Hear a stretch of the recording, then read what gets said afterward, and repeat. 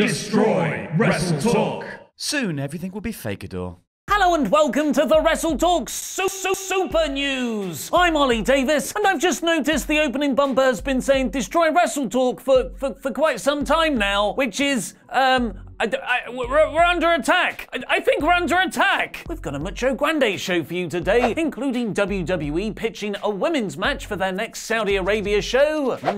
Women. A major update on the NXT Championship, and a whole bunch of wrestlers making their WWE debuts. Click the timestamps in the video description below to jump to any of those stories right now. Also, press the thumbs up button, give us a subscribe to help us climb the hill to 1 million subscribers, and answer our question of the day down below. What are your thoughts on WWE's relationship with Saudi Arabia? Because I'll be replying to people in the comments from out of nowhere. Batista looks like he'll dodge any ethically compromising decisions for WWE's next show from the beautiful city of Jeddah and/or Riyadh, because his career is expected to be retired with his no-holds-barred match against Triple H at WrestleMania 35. The bout was brilliantly set up on this week's Raw, with Batista not just calmly asking, gimme what I want, but also with him flanked by a posse of security, or as Triple H named them, Batista's Guardians of the Independent Scene. It was a very funny, if rather kayfabe-puncturing insider reference, as the security personnel, fake police officers, and the like backstage in WWE are often portrayed by local independent wrestlers, which Wrestling Inc. have confirmed was exactly the case, listing Batista's security as Pittsburgh-based indie wrestlers John Rodin, Chris LaRusso, Benjamin Boone, Victor Benjamin, and Laszlo Arpad. Batista's going to need all the help he can get though, as an epic Marvel DC crossover feud appears to be building, with the Green Arrow himself, Stephen Amell. Along with playing the lead Oliver Queen character in DC TV show Arrow, Amell is a huge wrestling fan who's even competed at SummerSlam 2015, tagging with Neville against Cody Rhodes' Stardust and King Barrett in a match presumably where the stipulation was everyone had to quit the company 3 years later, and competing on the All Elite Wrestling precursor show All In a far better than it had any right to be match against Christopher Daniels. Poking fun at his own celebrity wrestling status, Amell joked about Batista versus Triple H at WrestleMania 35 being announced. Just landed and found out about Batista versus Triple H. Really pumped for the match, but also don't want to see a celebrity angle detract from an awesome wrestling card. Quite obviously self-depreciating emoji. Oh, good-natured banter, I'm sure.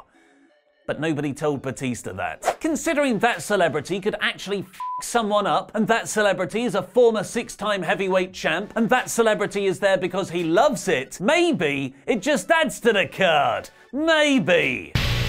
Tweetality. Amell then proceeded to poop his green pants and apologize. Hey Dave, I went out my way to introduce myself to you at Atlanta at a convention so I could tell you what a big fan of yours I am. You couldn't have been more pleasant. My tweet was meant to poke fun at me. It clearly wasn't funny. Please don't kill me. It seems we'll have to wait on that epic DC's Arrow versus Marvel's Drax the Destroyer crossover, because Big Dave is busy beating people up in China. Continuing his run of such character acting roles as all-over makeup Batista, flat cap Batista, and glasses-wearing Batista, Big Dave dived into his disguise box once more to play Mustache Batista in Ip Man's spin-off Master Z Ip Man Legacy. Ip Man is arguably the best martial arts movie series from the last decade, and after being released in China late last year, the Master Z spin-off will come out in the US just days after WrestleMania 35. So what now, Mr. Chong?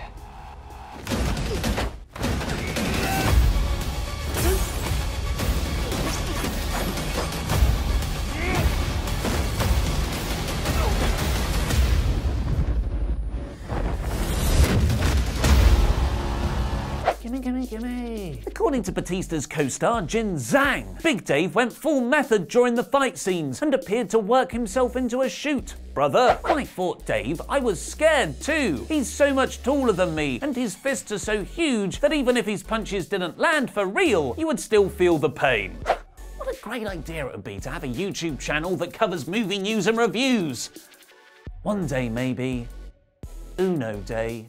While the WrestleMania 35 card has been finally taking shape this week, WWE's NXT TakeOver New York event suddenly found itself down their top champion when Tommaso Ciampa's neck injury was deemed too severe to continue wrestling through. It was awful timing for Ciampa, who had just been called up to the main roster the week before, along with well-known established tag team Aleister Black and Ricochet, and his DIY frenemy Johnny Gargano, whom he was set to conclude his years-long feud with on the TakeOver New York show. But WWE doctors decided the neck injury he was working through required immediate attention, resulting in the NXT champion having to undergo surgery last Thursday. Ciampa tweeted on Sunday with an update. "Goldie and I are on the WWE fast lane to recovery," along with a picture of him still holding his precious title. But with him expected to be out anywhere between 6 to 14 months, he'd have to vacate that championship. The next few stories are about the NXT TV tapings from last night, so skip ahead using the timestamps in the video description below if you want to avoid them. We're entering the spoiler room brawl in Tres,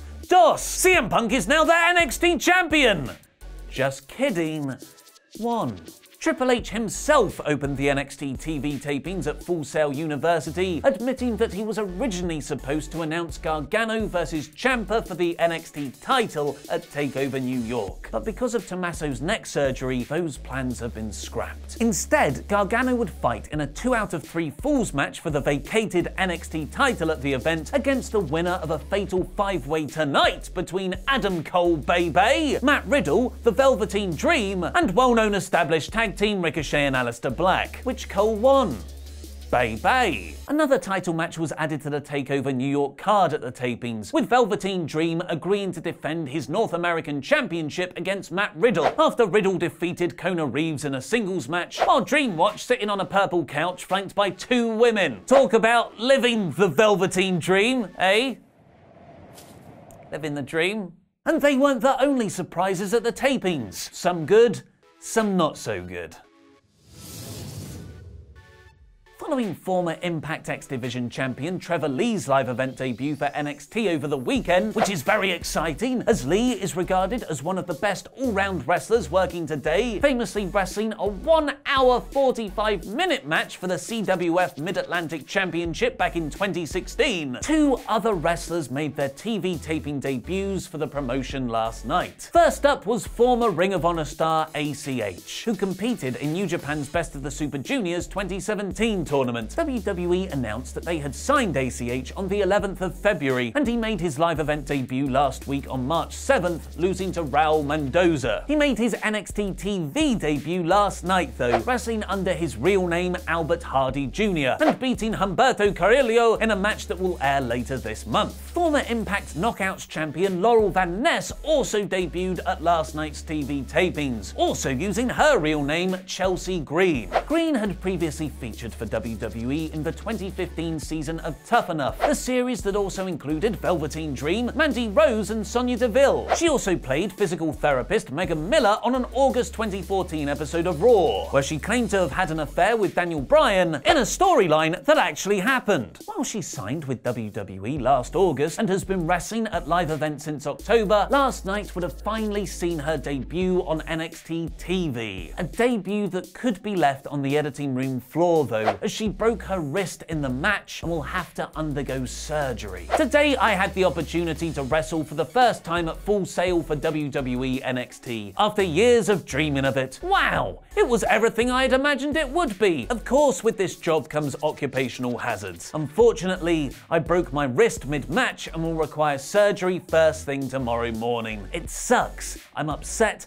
I'm angry, I'm sore, but I'll be back soon. This is just a tiny bump in the road to many goals I have set for 2019. Oh yeah, I won the match! Kissing face emoji! Gotta look at those positives. Oh, who are those young bucks sliding into the replies? Chelsea Green to AEW confirmed. WWE's next show after WrestleMania 35 will see the promotion controversially returning to Saudi Arabia in May, after staging the Greatest Royal Rumble and Crown Jewel events there last year. The first one being controversial for not allowing women to feature at all on the show, and the second because it happened just weeks after the country's government brutally murdered Washington Post journalist Jamal Khashoggi. But WWE were reportedly paid tens of millions of dollars for the show. So yay, money! Women not featuring on the shows exposed a very awkward hypocrisy within WWE's business practices, as the company had been heavily promoting their equality-framed women's evolution for years. This is supposedly the reason why WWE put on the very well-received all-female pay-per-view Evolution last October, as a transparent make-good just days before the company returned to Saudi Arabia for Crown Jewel. Writing about WWE's pay-per-view schedule for the rest of 2019 though, Dave Meltzer has noted the absence of a follow-up Evolution show,